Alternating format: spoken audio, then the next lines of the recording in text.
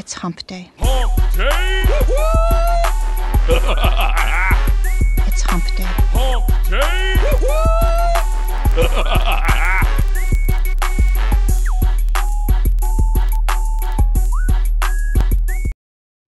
Okay. All right, there we go. Hey everybody, this is Bradley Ben. Oh, I'm not Bradley. Hey guys, what's up? Anam Vasquez here from Semantic Mastery. Bradley and Adam are missing today, unfortunately, because they are in San Diego, so we're pretty much taking over. We're going to be talking a lot of non-SEO related questions and stuff, so it's going to be fun. Anyways, I have the guys with me today in order. Hey Chris, what's up? How are you doing, man? Excellent. How are you doing? Very good, very good. Marco, what's up? Oh, we're having horrible weather in Costa Rica, man. Warm and sunny. You know, after this, I'm gonna go take a dip in the pool. The water in the pool will be about 80 degrees. Oh my God, how cold is that? That sucks. All right, so, well, our guys are in San Diego. They are enjoying the Funnels conference. So if you happen to be in the area, just hit them up, and I'm sure they'll be happy to hang out and network a little bit. Also, in the announcement side of things, we have IFTTT version 2.0, IFTTT SEO Academy version 2.0, which has launched on Monday. And it has been amazing, the response that we have. It has been amazing. So if you guys want to join, I think Marco has the link over there. And we're running a launch-only discount that's going to be going down on Monday. Okay, guys? And then it's gonna go up in the price. So have that in mind. If you want to jump in IFTTT SEO Academy version 2.0, do it today, do it now, do not wait, because then life happens and you lost the link, and you know what happens, and then the price goes up, etc. I dropped the link in there, man. I dropped the link in there for everyone. Okay, that's cool, that's cool. So if we don't have any other... Look who's here! Look who's here! Hey Adam, what's up? Hey Adam, can you hear us? I don't know if he can. Well, he's on the. He looks to be on the phone. All right. I don't know if you Adam can hear us. Just post on the event, man, because we cannot hear you. So what do you guys think if we start on the questions? And I think we can do that, right? Yeah, let's hit it. Okay, let's hit it. So let me share my screen real quick. And I think I'm sharing my screen right now. So I'm going to click over here. All right, so we have a couple of good questions today. Really good questions, actually. And we'll start with Bob right here. And he's asking, hey, my Semantic Mastery brothers and sisters, hope you are well. A couple of questions for you. In your opinion, is the rank and rent business model still a great way to get free of the 9-to-5? A, any twists or variations to this business model that you care to share? 2, is selling optimization services to local businesses such as building IFTTT Academy model works a viable business model? I have my city SEO site that I'm ranking a lot of low to medium competition keywords as my sales leverage. I'm wondering what your thoughts and any tips that you may have on these items. I look forward to all of this group has to offer, and I'm grateful for all that you share and teach. Thanks so much. Okay, so first off, is the rank and rent business model still a great way to get free of the 9-to-5? Yes.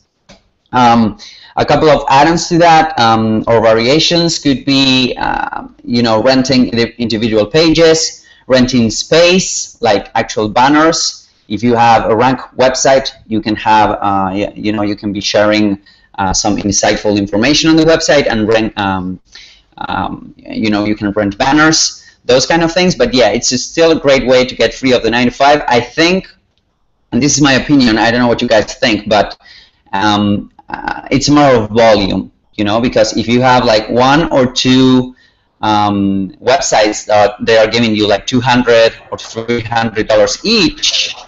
You know, I don't know how that will pan out, but if you have a bunch of them, that may be the case to free yourself from the 9 to 5. So, what do you guys think? Hey, I think we have the guys with us. Can you guys hear us?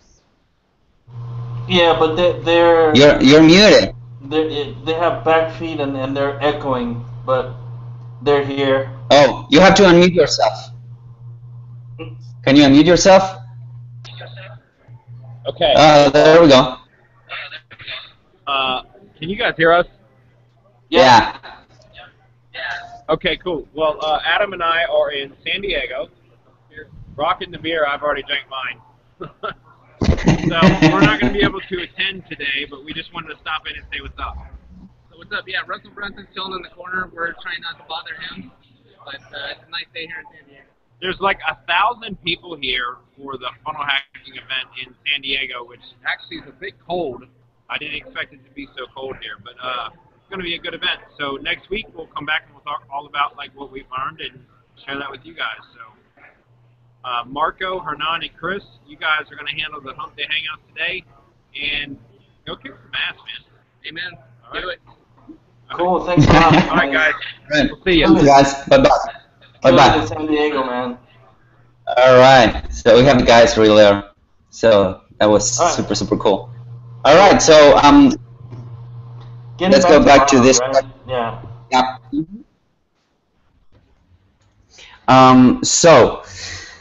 So what do you guys think? I mean, I was about to say that when it comes to the rank and rent business model, if you have like a couple of websites giving you maybe $200, $300 a month, that's not going to cut it.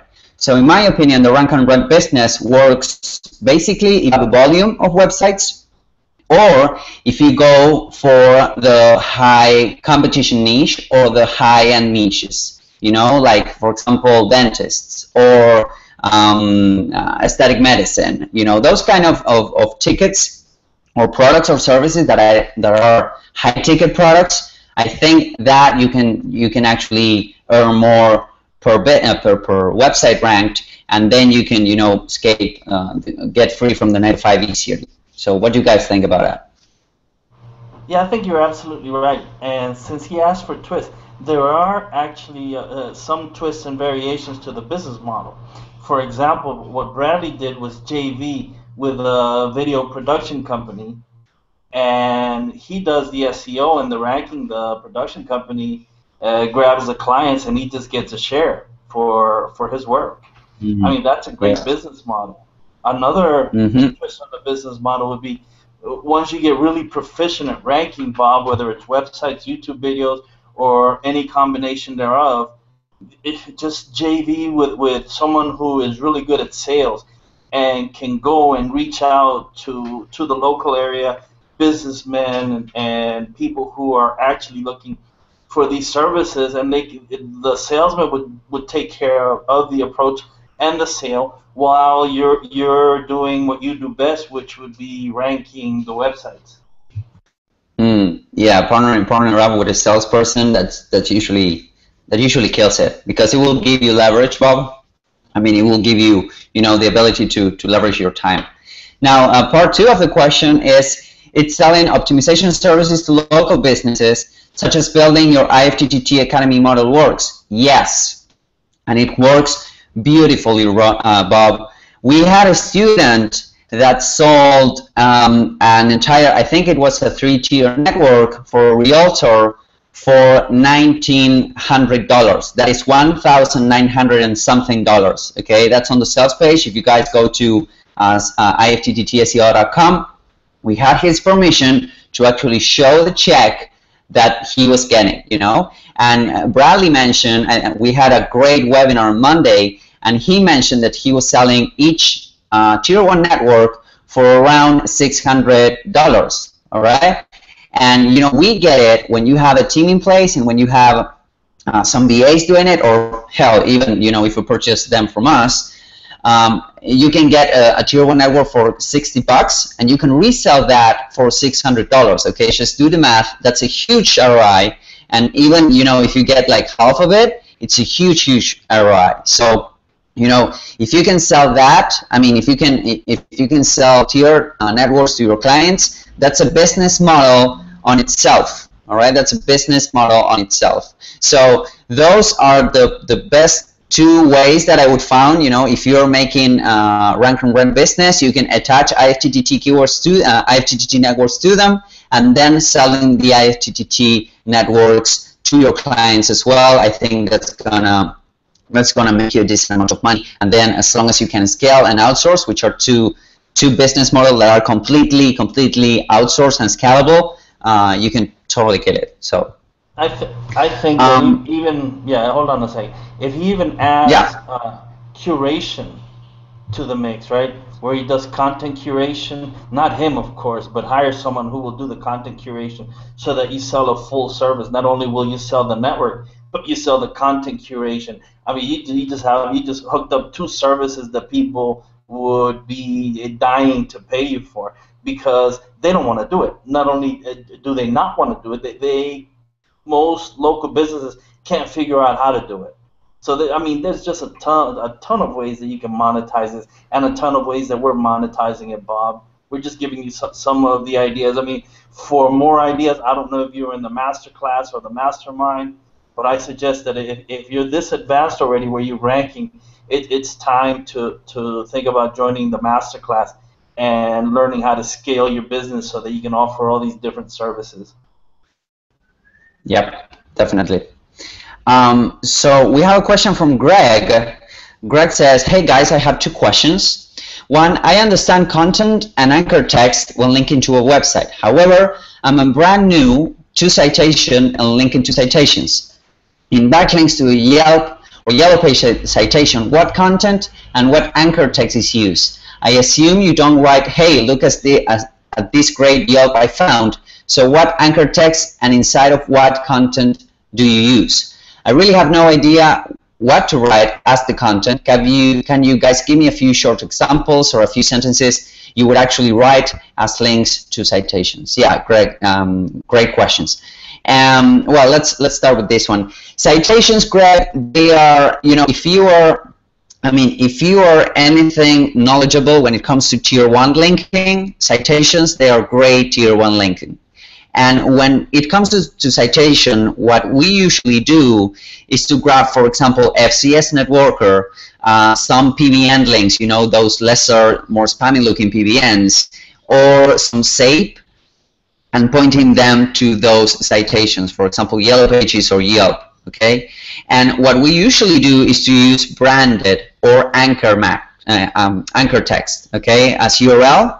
So you have the URL and you have the branded anchor text. So basically, that would be my suggestions when it comes to linking to citations. I mean, what you would do instead of doing, hey, look at this great Yelp I found, since those are branded networks, I mean branded properties, you can use the URL. Okay, like keep reading on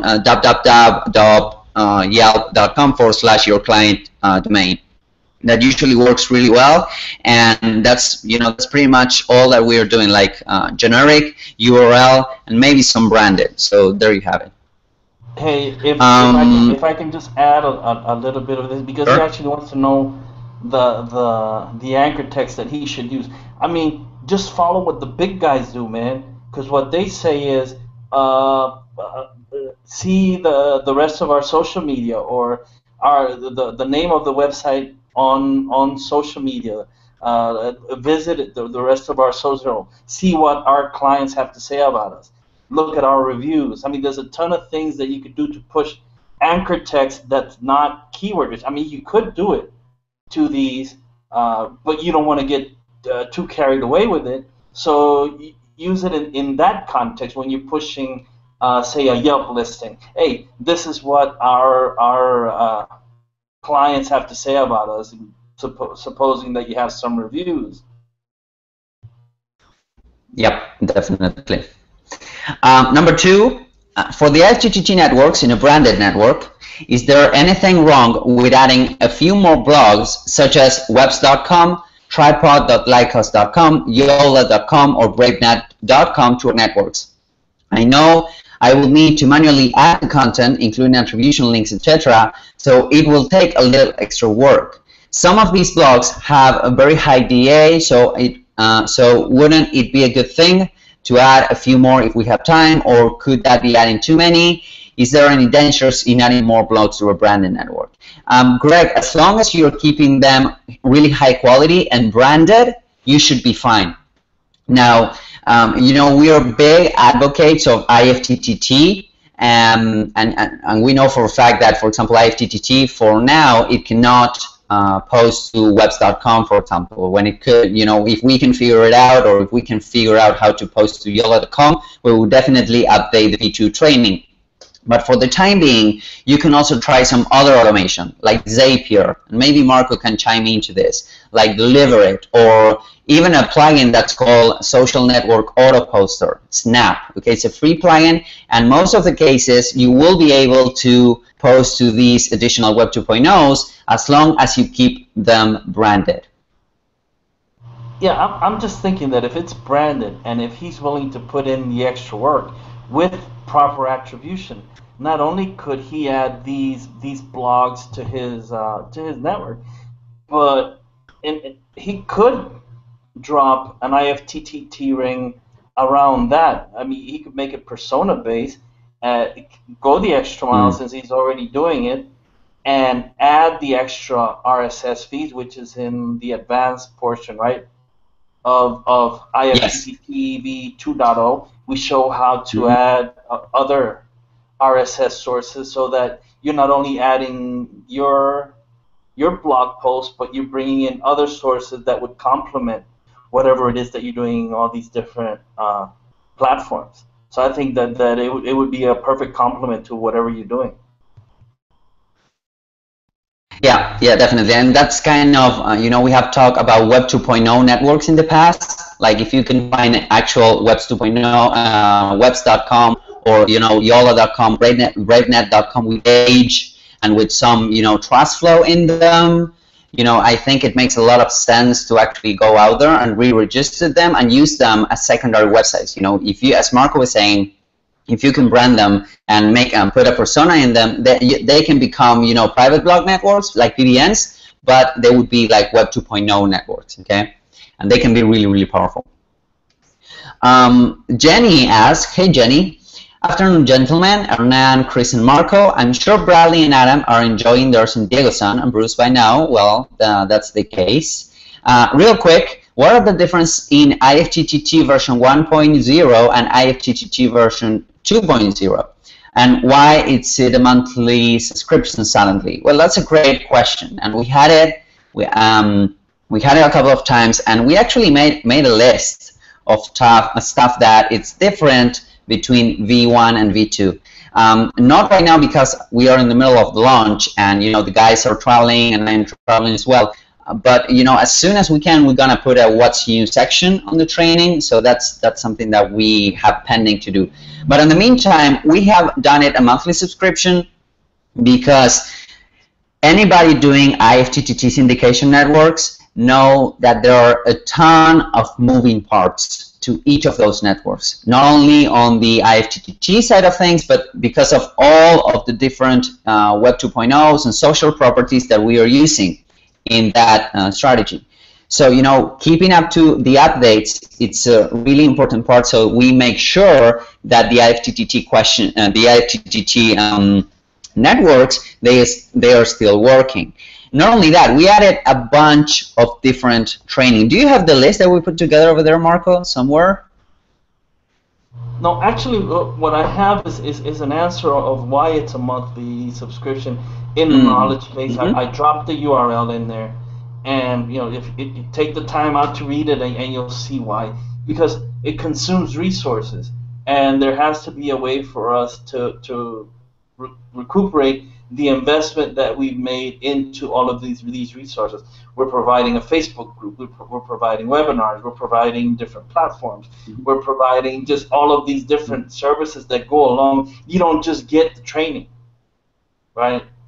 You get just a ton of different things that accompany it that will make life a whole lot easier. and it's just something that the price, we just couldn't hold it because we have expenses that go along with it. But take time to read the article, and you'll see. Now, as far as the differences, what we've been looking at, and what I've been looking at especially, as you know, is the Google algorithm. And we've been looking at how to positively trigger the algorithm. All you hear about is the negative, right? Panda and penguin, oh my God, you're going to get hit, hide under the bed, grab the children, run, because Panda and penguin are coming, 5.0, 6.20, whatever it's going to be. But you never hear anyone talking about how to trigger the positive side of the algorithm. And a great difference, and one of the things that we figured out is, number one, how to trigger trust and authority through IFTTT, through OAuth, right? We're doing authorization directly. We're telling Google, hey, look at us. This is us. This is our footprint. It's okay because we're branded. This is our company. We're doing exactly the same thing that you're doing. Look at us. Not only that, you're triggering the sections of the algorithm that deal with co-occurrence, right? You're influencing ranking score. You're influencing trust rank. You're influencing the distance graph. You're influencing the freshness factor. And you can influence seasonal. So all of these things put together make for just something that is going to kill over time. You're not going to rank anymore like we used to in 2, 3, 4 days with IFTTT and blog posts. It takes a little bit longer because of the Google Ads and various other factors that go into this. But the main point is you now have a way to positively trigger the sections of the algorithm that are going to give you plenty of love, man. Yeah, that's a beautiful description. So that's basically why we're turning that into a monthly subscription, and we can easily say that this is a brand new product. I mean, we have totally updated the training. So do not be deceived by the V1 or the V2. These are completely different products, and that's why we decided to go for monthly. So, Christina, hey Christina, she joined the V2 community, so welcome, congratulations. Hey all, I'm new to the community and SEO. While I do think I'll be looking to use the system for local in the future, for now I'm looking to get my content more visible to grow my personal online marketing coaching and affiliate biz. So, I'll be setting up a persona network. Okay. I'd like to be ranking YouTube videos as well as my blog. Can both be done with a single tier, or am I going to need multi-tier networks? Okay, so first off, Christina, if you are growing your own personal online marketing coaching and your affiliate business, I don't know, because not many people feel comfortable about this, but you can use your own name. I mean, you can use your own your own profiles. I'm not meaning that you should go out and syndicate to your own Facebook profile, not at all. But for example, the brand could be Christina Irving. Okay, that's an option, and you need to have that in mind when you're growing your personal online marketing coaching, because people will actually want to work with you one-on-one or be coached by you, etc.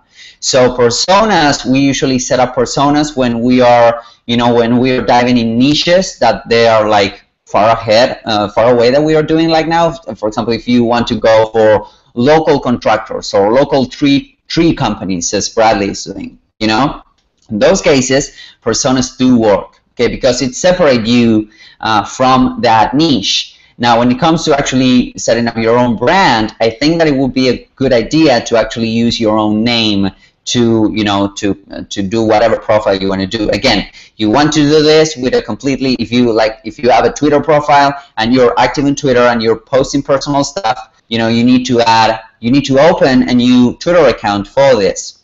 You need to open a Facebook page. You need to open a Google Plus page. So it's just that we are on the same page. Now, regarding rankings, I mean, there's two different things here: YouTube and a blog. we do not usually, I mean, you could go ahead with a tier network for both of them, but the thing is that we do not, we usually advise, you know, to be careful when it comes to actually setting up a tier network for a blog. Now, what you can do, however, is to trigger a tier network with your YouTube channel, which is fine, and we advise that you do that because of the embeds and the backlinks, etc. But you use a single tier network with your blog. Does it make sense? Did that make myself clear, guys? I don't know if it was clear enough. No, it made perfect sense. And yeah, I wouldn't advise to set up a persona network if you're doing consultation business, because someone will eventually want to talk to that persona and get coaching or consultation from that persona, and that persona isn't available, and it'll be you. So it's much better to just do Christina Irvin marketing consultant than some persona that doesn't exist. So brand yourself as a consultant. Definitely build your network. Start doing your IFTTT syndication, your YouTubes to a tiered network. They can be one and the same. You just need more work for the blog, right? Because you have to do the advanced portion for the feeds to get that correct. But since you're just starting out, Christina, I would advise you to stay away from that. You can get into a lot of trouble and have a negative effect that you don't want. If you're just starting out, just brand yourself, do the tier 1, get the word out, what it is that you're doing, get the local word out, and it's going to start ranking over time, your IFTTT network. In the meantime, you can do a separate tiered network for your videos, and you can do your videos so that they'll start ranking also, giving people advice. I mean, look at what we do with Semantic Mastery on Hump Days. This video is going to be posted on YouTube for free. I mean, that's one of the ways that we found that we can actually help people and actually get the Semantic Mastery brand known. Yeah, definitely. So if you have any further questions, Christina, feel free to post it on the Facebook group. Okay, that's why it's there for. So David, hey David, he has several questions. One, would you use proxies if you were gonna create a lead gen site in another state or city? 2, does Google PageRank matter as far as buying high PR tumblers for IFTTT networks? 3, what do you value more, most DA, PA, or just majestic trust flow and citation? Okay, so would you use proxies if you were gonna to create a lead gen site in another state or city? Personally, David, I wouldn't. To create the website, you know, to create the website itself, I wouldn't use proxies. You can. That's not something that I usually do, and because usually when you are, you know, when you're creating a website, you have a ton of stuff going on in the back end, and usually Google doesn't actually, you know, access to that until you are openly saying, hey, come and index me, you know, and see what's going on. So that's why I wouldn't use a proxy. I mean, I think it's extra work. Now, when you're creating personas, you know, here's the deal. You could be using proxies when you're creating, for example, personas or IFTTT networks, and I think that would be a good idea. But for the creation of the lead gen site itself, I don't think it's necessary. What do you guys think? Yeah, you know, I don't even bother, man. If he's going to another state or city and he can get a verified map, I mean, that would be the key. I wouldn't even bother with the proxies. Can you get a verified map? Because if you can, then you're already way ahead of the game, and you can build it around that. And that automatically, when you verify that listing, it automatically establishes some trust and authority, which you can build around. Right. Does Google PageRank matter as far as buying high PR tumblers for IFTTT networks? Well, David, you know, there are a couple of first off, the official version is that PR, public PR, that is not being updated anymore. However, you know, I've seen, for example, Terry Kyle, and he's an SEO that I really trust because he will study things in depth, and he will tell you his finding. He has been seeing fluctuations on the public PR. Okay, so I'm not saying that's something that you know that PR is coming back, but that's what he's saying, and he's openly saying that PR still matters. Now, however, we are ranking, and we are focusing mostly on some other metrics, and this has to do with the third question: what do you value more? Most DA, PR, majestic, trust flow, citation flow. Now, here's the deal: we have found that most DA, PA, and citation flow, they are easily manipulated. Trust flow is as well, but you need to, you need to do more than just, mass of links. So if you are buying tumblers or PBNs or whatever you're trying to buy, I would rather focus on trust flow and topical trust flow. And I think this is a good question for Marco as well. Yeah, the key to all of this is actually topical trust flow. If you can get something that's relevant and related to whatever it is that he's doing, even though it might have less trust flow, you're actually getting better links that have relevancy, links that are related to whatever it is that he's doing, and those links will actually carry way more power than if he were to get a high trust flow, let's say Tumblr account that had nothing to do with whatever it is that his niche is in.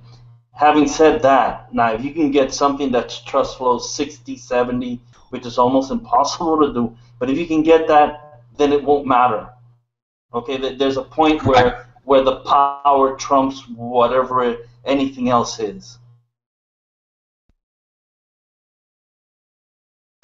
Okay, that's pretty clear, David. Slavin Ilya, which has been on fire, he dropped a bunch of questions, so let's keep hammering them. You keep harping on multi-tier networks for YouTube syndication. Please explain why this process works. So far, I get that it gives different times for the posting because it takes a while to cascade through the networks. Otherwise, I don't see why not to just have dozens, if not hundreds of tier 1 networks for YouTube syndication.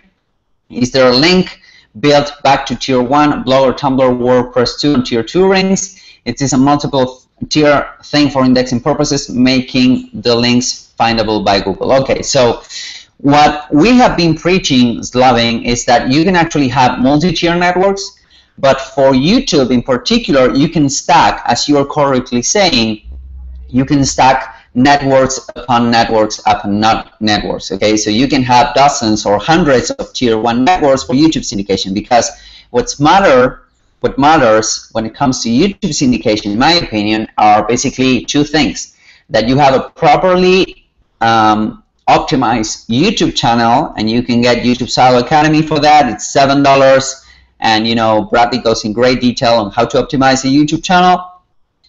And number 2 is embeds. All right. So the more embeds that you get, the better. And not only the more embeds that you get, but embeds that you get on relevant and powerful domains. So, for example, on your multi-tier networks, what you will be doing is to post not only, on the tier 2, not only you will be posting your own videos, but videos from other people. That's also shared on the advanced section of V2. Videos from other people, like different blogs, news, etc., from different sources. What this does is to add some variation to the tier 2 networks. So that's why I think multi-tier networks are really, really good, and that's something that you should be applying. It doesn't mean that you shouldn't be stacking tier 1 upon tier 1, because what matters again is embeds and a correctly optimize YouTube channel. I don't know what you guys think about this. No, I think that's a perfect answer, man. All right, let's keep moving. Slavin says, my blog has mouse spam score of 8/17, and it's saying that 56 of websites gets punished for this, as Moz says when you click on the toolbar link.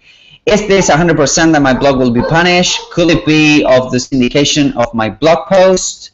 Of the syndication of my blog post. You mentioned that these magical bursts of Google can also even hurt the video from too many links. However, you said you can throw the kitchen sink at them. It seems like a contradiction. Okay, Slavin, so, and this is my experience. Moz spam score, the guys are more at Moz, sorry, they are making a great job, but is not a viable metric as of yet, and I'm going to tell you why. I put it on the Moz Site Explorer or website that was pristine. It was beautiful. A tier 1, a money site that was beautiful, tons of authority backlinks. It was beautiful. And it came back with an 8 over 12 on 8 out of 10 or something like that. Then I put it one of my nastiest, Web 2.0s that you can imagine, the ones that I have been building, I don't know, 500,000 backlinks and trackbacks and those kind of things, and it came back with 1 out of 17 or 1 out of 12 because they keep adding different things to the algorithm. So I wouldn't entirely trust on that metric as of yet. I'm not meaning in the future, but I wouldn't trust entirely on that metric as of yet. And please remember, Slovene, that these are metrics, all right? And being metrics, they have their own algorithms, and we are relying so heavily on trust flow and topical trust flow because it is what resembles the most to PageRank, topical and topical PageRank. Okay. So, but Moz spam score, I don't think it's a mature metric as of yet. That's my opinion, anyways. Yeah, I would agree 100% with that. It needs work. What I would do though is if you're getting that, I would just go take a look at the link profile, man, and see if there's any links that can actually hurt you. Go take a look at your on-page and off-page SEO. I mean, go take a close look at the website and just make sure that you have all your ducks in a row. As long as you do, and you're doing the job of syndication, proper attribution, doing it on a regular basis, you are doing nothing different than what everybody else is doing, so there's no reason to expect that your site will be punished for whatever it is that you're doing. As long as you stay within the terms of service, there's no reason for it. All right, so he also asks, you mentioned that these magical bursts of Google can also even hurt a video from too many links. However, you said you can throw the kitchen sink at them. Now, here's the deal, Slovene. YouTube, Google loves Google, and YouTube happens to be a Google property. So you can get away with much more, and you can be much more aggressive with YouTube than you could possibly be with a website. You have to have that in mind. Now, you could, back in, I would say, a couple of months ago, you could hammer and blast and spam a YouTube video to the top. Now it's not the case anymore. Like Google has equalized that a little bit. What you can do, however, is to, for example, embed a video and spam the embed, those kind of things. Those are kind of more advanced techniques that we teach in the mastermind. So I would leave that out of this Hump Daaaaaay Hangout for now. But just know that, you can get away with much more. That would be my point. You can get away with much more when it comes to YouTube than when it comes to regular websites. All right, so Bradley says, I'd like to know why the hell Bradley and Adam aren't attending today. LOL, I will +1 that. And, you saw those guys. They were slacking in San Diego, so. Slovene asks again, so let's say that you have a high PA of 20+ on a WordPress, Tumblr, Blogger, and other accounts. How does this transfer authority, whether PA or DA, and is there a way to measure? Are the items posted on the first page of the blog roll getting the most juice, but as the blog paginates and it goes to page 2, do those links lose juice from them? I think that you are paying too much attention to PA and DA, to be honest, Loving. I'm not saying that's wrong. I'm just saying that it's not the metric that we focus on most, because again, these can be highly, I can blast a WordPress site that has, I don't know, perfect DA. It has 100 DA or something like that, and I can blast a WordPress site and I can get it to page authority of 60 in a matter of 15 days or something like that, and it will take, of course, months updating the database, etc. So I wouldn't focus those metric much. However, this transfer authority, the theory says that the higher the PA, the higher the authority that it's transferred. What you can check is when Moz updates its database, which is furthest and furthest apart right now, and once it's update its database, you can check how much of that DA and PA is getting transferred to your website, because again, this is a Moz metric, and you need to rely on Moz to figure that out. Okay, so we have Slovin again saying, I'm using the Semantic WP 2014. Hang on. Go ahead. Go ahead, Marco. He asked about pagination, but if he's doing proper attribution and proper linking, whenever he syndicates a blog post, that blog post is going to carry a link back to the blog itself. So once it paginates, it's still going to carry all of those links back to that blog. So there's no reason why you will lose some, since it's not being on the front page, but it won't lose much because you're going to have your interlinking is going to be proper. Your silo structure is going to be proper. So all of that juice will carry throughout the website properly, as long as you have, again, all of your ducks in a row. So there's no reason that you should lose all that much through pagination. Yeah, I think it makes sense. The days of, they work. PBNs, they work, they still work, but the days that you should have all of your PBN links on the home page and, watch the OBL, the outbound links, because that will make the PBN less strong, and those kind of things. I honestly think that those days are kind of gone, because, if OBL, for example, if outbound links were such a factor, we have been testing a lot, dropping authority outbound links in our posts, and it actually affects positively the metrics of the current website. So let me explain. If you have a PBN and you link out to a higher trust flow, a higher trust flow website, some of that trust flow gets transferred back to you. Okay. So some of that authority is transferred back to you because it makes sense. Okay, you're making you're making Google's job easier by actually helping the spiders indexing the web. Okay, so that should be your work as an SEO basically. So, all right. So using the Semantic WP 2014 child theme, Search Console says that under structured data I have 463 items with 201 items with error on 193 pages. Says missing author and missing updated parameters. Does this hurt my search standing? How do I input author into all of these and fix these two minor issues easily and quickly, or automatically and cheaply as well? So I would say try with SEO by Yoast, Slovin, because Semantic WP child theme, it's really good, but you can add some more structured data to it.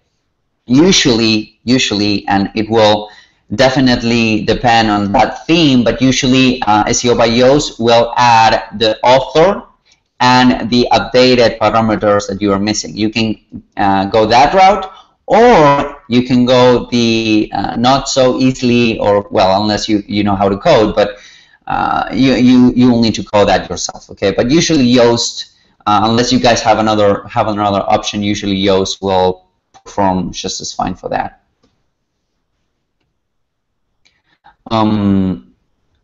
Okay, so let's go with Dean Signori. Hey Dean, hi guys. Topic Scrapebox. I bought a couple of years back when I was trying to sponsor tutors to save a little money and outsourcing. Kind of overwhelmed me a bit and ended up just using it to sort a large amount of URL backlinks when trying to make a comprehensive disavow list of a plugin hit sites. Anyway, I stopped using and when realized needed proxies as well, etc. Have you guys ever used it, and does it have any purpose for any level of SEO anymore? It's gathering digital dust. Dean, I really like Scrapebox. I hardly use it as the original purpose, which was to spam tier 2s with comments. I could make some tests and run some tests once in a while when trying to see what happens when I spam something. but that's definitely not the case. However, Scrapebox is a great overall tool. I mean, it will help you, it will help you finding expired tumblers, for example, or Weebly's. It will help you, going through large amounts of URL data. It will help you generating RSS out of links and submitting those through RSS. I mean, it's probably not the the original function, I should say, of Scrapebox, but it's really, really good. I mean, I like it because it's really versatile. I don't know if you guys use it anymore. For backlinks, I definitely use GSA. I mean, that's my weapon of choice for backlinks, not Scrapebox. I think GSA makes a great job when it comes to actually building links. But for everything else, I mean, it's a really versatile tool. It's kind of a multi-tool, a Victorinox kind of tool. So, Dean, he's saying, Video Powerhouse, how many credits a month does the $100 get you? Thanks. I think, if I'm not mistaken, Dean, I think it's 100 submissions, right, guys? Can you guys confirm this? I think it's 100 submissions. Yeah, I'm pretty sure that $100 gets him 100 video submissions. Right. So yeah, it will get you 100 submissions. Just to be sure, Dean, if you can hit support@semanticmastery.com, just to be completely sure. But yeah, I'm pretty sure that's the case. So Greg says, can I? Yeah, sorry. What I'm going to do for Dean is I'm going to drop the link to Video Powerhouse. Amazing. And just go take a look. I mean, I'm not sure. I should know, but I am not really sure. So just to be on the safe side, go take a look at the website, go through it, and just see what you get. Or if everything else fails, just send a ticket to support@semanticmastery.com and we'll straighten it out. Yeah, definitely. All right, so Greg, he's asking, can citations such Yellow Pages, Hot Frog, blah, blah, blah, Yelp be used for national-based websites, not local? For example, a website that sells and reviews treadmills. Can citations in general directories be used for this? How much benefits or link power does citation provides to a national website, non-local? Thanks. Well, Greg, what's funny is that I have ranked, or I have used citations like local citations for the US for non-US based websites. And they work really well because besides the citation that you get, most of the cases you will also get a backlink, and these are really, really high powerful backlinks. So I would say that you go ahead and use it. If it is national based, they should have some sort of headquarters, use that. But I have used that for general e-commerce sites that they were national based, even for non-US websites on foreign niches. I have used citations, something like Loganics, for example. The guys at Loganics, they will tell you the same. They will tell you that it will work for non-local or for even foreign niches. Okay, so go ahead and test it out because it has worked really, really well for me in the past. Because again, they are tier 1 links. Okay, so you want to get as many as possible. Okay, so D Badwall, he says, a few days ago you mentioned that PBN model is dying soon. Would you please explain this topic in detail? Yeah, sure, D. I think that Marco made a great blog post on semanticmastery.com explaining this.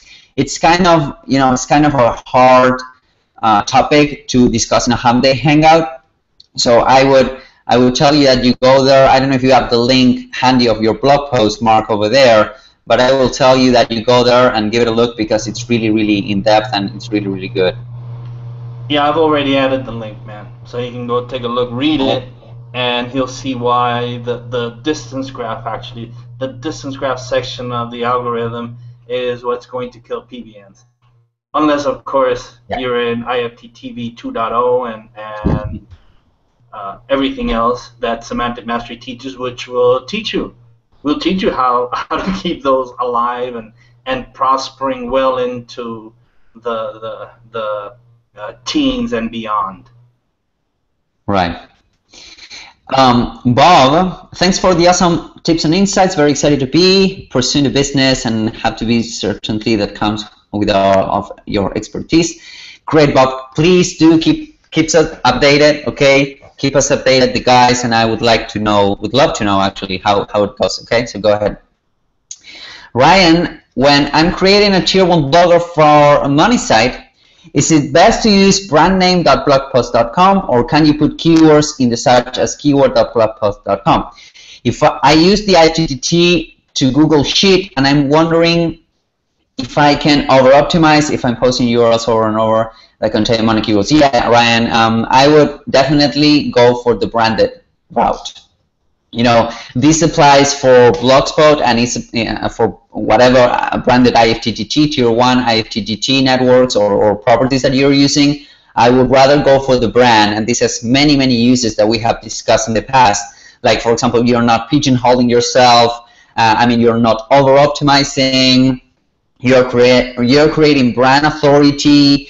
That brand will feed into the knowledge graph. So when people are actually searching for your brand name, you will blanket the first page of Google. Okay, and this applies for general brands or personal brands, companies. So I would definitely go the brand name. I don't know what you guys think. No, yeah, absolutely. And here's just a little tidbit that I'm going to share that's killing it right now. You do the brand, right? That is going to give you an awesome backlink profile, because it's not really hyper targeting keywords. But then what you do is you go and buy that one really powerful PBN, right? And you drop your IFTTT network around and make it all themed, make sure that it's relevant. And then when you aim that link, that one can be an exact match keyword. And then you're going to power up, and anything that you aim that PBN link at is going to be powered up so much more, but by laying down the groundwork, man. So thinking of it in those terms, brand, and then you hit with that one keyword term that's just going to just shoot it wherever you want it to go. Yeah. That's an amazing tip, by the way, Ryan. That's why we use, for example, press releases. That's exactly the case. Not only because of the traffic and the trust, but also because it's kind of pillowing your anchor text. Okay, so you will get a ton of branded, a ton of URL links, and then you just need a couple of hits in the head. With the way Marco was saying, with the exact match to kill it. All right, so that's a great way to approach link building right now. Dean says, which is the best place to find reasonably priced writers for tier 1 good quality and spam articles? I currently have a few different orders at Source Market, and the first one to come back is just spam garbage. Advertises manually written. Seems very Fiverr-like. Hopefully the other 2 writers are better. Yeah, Dean, that's usually the case. I'm not entirely sure about Source Market, but that's usually the case with Fiverr. There's no way you can get a good writer for $4 or whatever. On the masterclass, we teach how to hire outsourcers. The way we go after this is usually, if this is eventual, like if this is you need a one-off or a couple of articles and that's it, I would suggest that you go to Upwork.com and you post a job over there, and you will have a ton of different applications and applicants, ranging from different, like the most. You will have a ton of ideas and different prices and budgets over there, depending on your needs. If this is more like an ongoing kind of job, I would suggest that you go ahead and once you find the writer that you really like, the style, those kind of things, you keep it close to your heart, and you pay probably a bit more, and you keep ordering up until the time that you, at some point, it makes sense that you just hire him and pay him a salary or a full-time salary or something like that. But that's kind of a progression. And have in mind also, Dean, that you can use curation, and that will, people can be trained in curation really, really quick. Curation Mastery shows how to do this, how to train curators, what kind of tools to use, etc. And that can be, guys, a great source of tier 1 good quality unspun articles for half or even 1/3 of the cost. Okay, because curators are usually much cheaper, and they can crank out articles much faster than usually, if you have somebody writing 500, 700 words or something like that. So I would suggest that you use those kind of deals. Marco, what do you think? No, absolutely. And once you find a great curator or a great writer, just make sure you pay, because they're going to be well worth your time. Yep, definitely.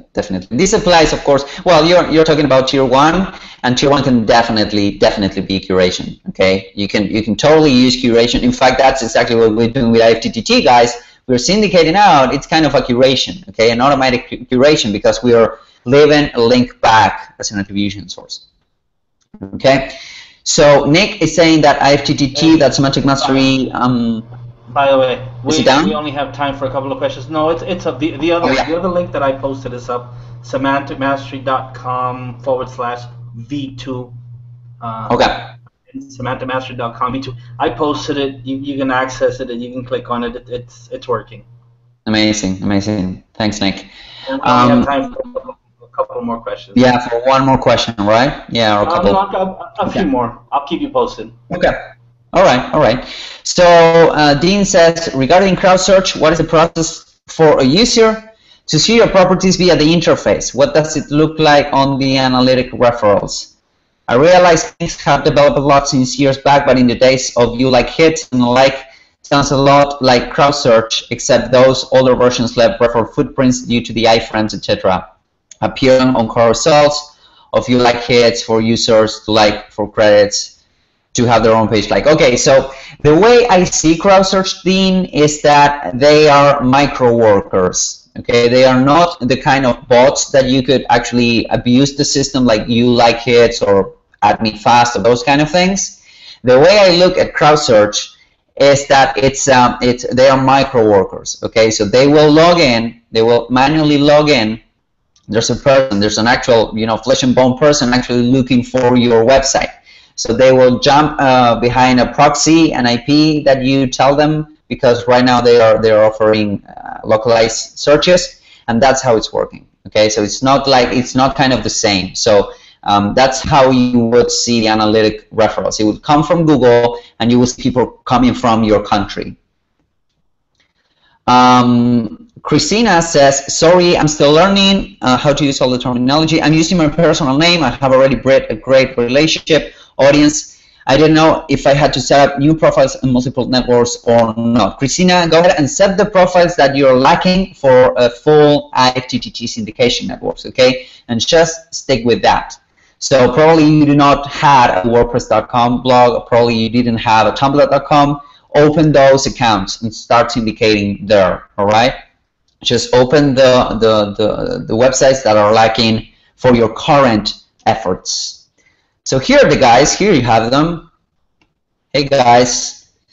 Bob says, are you going to offer the Mastermind IFTTT V2 as a bundle? Now here's the deal, Bob.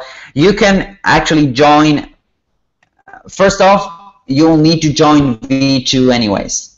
But with that being said, you will then join the Mastermind, and we will cancel the payments, the recurring payments for V2. That means that you only paid one for V2. Okay, so if you join the Mastermind today, send a ticket to support@semanticmastery.com, and the guys will hook you up. Have in mind that you will need to pay to access to the videos, and then once you join the Mastermind, we will cancel the recurring payments for V2. Am I correct, Chris? Is that the way that we're doing things now? Yeah. Yep. All right. Yes, exactly. Okay, cool. All right, amazing. So we have like one more, probably? Yeah, one more and that's it. Okay, so David, Marco mentioned topical trust flow. How do you know when the site you put into Magexa Stake has high topical trust flow? How do you do that, Marco? You have to be logged in for that.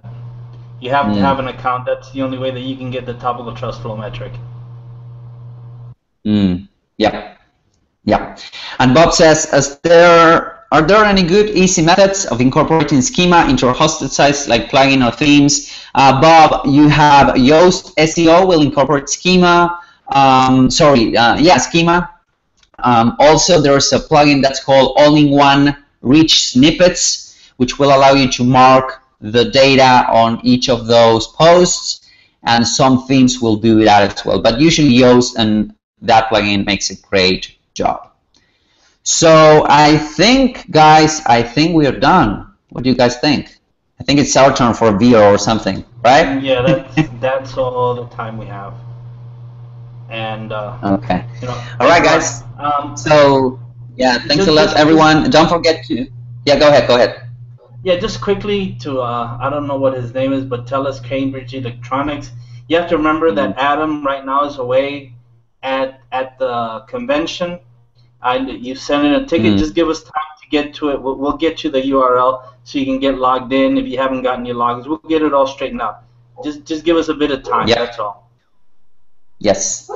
And well, thank you, guys. Thank you. Don't forget to jump into V2. Okay, it's in the discount right now. Launch is up until Monday, and then we're cranking up the price. Okay, so it's a no-brainer. The value that you get is a no-brainer. So go ahead, IFTTTSEO.com.